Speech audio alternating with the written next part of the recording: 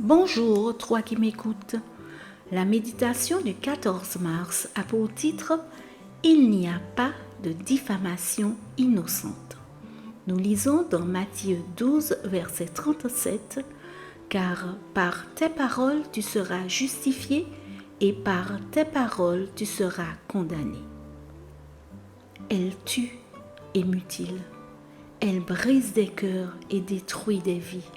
Elle est lâche, rusée et malveillante. Et plus on l'écoute, plus elle grandit. Plus elle est répétée, plus elle est crue. Elle règne dans toutes les sphères de la société, mais surtout parmi les envieux et ceux qui ont les plus grandes ambitions de pouvoir.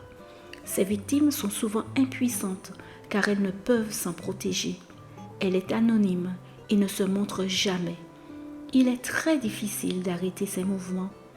Plus on essaie de l'arrêter, plus elle se cache. Elle ne respecte personne. Une fois qu'elle a détruit une réputation, on ne peut jamais la restaurer complètement. Elle est capable de renverser des gouvernements, de détruire des mariages et de faire pleurer les plus innocents. Nous la connaissons tous. C'est la calomnie.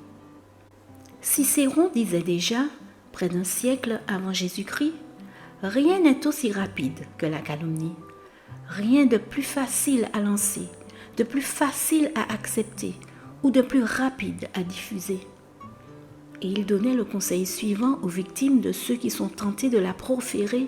« Lorsque vous êtes blessés par la langue de la calomnie, consolez-vous en vous disant que les guêpes ne piquent pas les mauvais fruits. » Bien avant, dans la Bible, le psalmiste nous enseignait déjà de prier pour éviter la calomnie.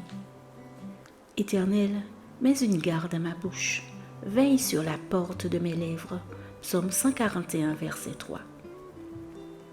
La calomnie publique est courante dans le monde politique lorsque l'absence d'arguments convaincants est remplacée par des attaques personnelles ou ad hominem. La calomnie demeure semble être la devise de nombreux porte-paroles de nos partis politiques. Si le dicton populaire dit, sans doute à juste titre, « pense mal et tu auras raison », le chrétien devrait suivre une autre devise, « pense bien, même si tu as tort ». Philippiens 4, verset 8. Quelqu'un a imaginé ce à quoi pourraient ressembler certaines des anti-béatitudes du diable. Malheur à ceux qui se croient si saints qu'ils ne font que trouver à redire aux autres, car leur royaume est déjà le mien. Malheur aux éternels mécontents qui se plaignent de tout, car ils seront toujours entendus par mes alliés. Malheur à ceux qui ont faim et soif de ragots et de mensonges, car ils ne seront jamais rassasiés. Malheur aux méchants qui soupçonnent tout le monde, car ils seront appelés mes enfants. Malheureux vous qui lisez ces lignes et pensez qu'elles ne sont destinées qu'à ceux que vous connaissez, car vous tombez déjà dans mes filets. Seigneur, délivre-moi aujourd'hui des condamnations que je m'inflige ou que j'inflige aux autres par mes mauvaises paroles. Amen. Bonne journée sous le regard de Dieu.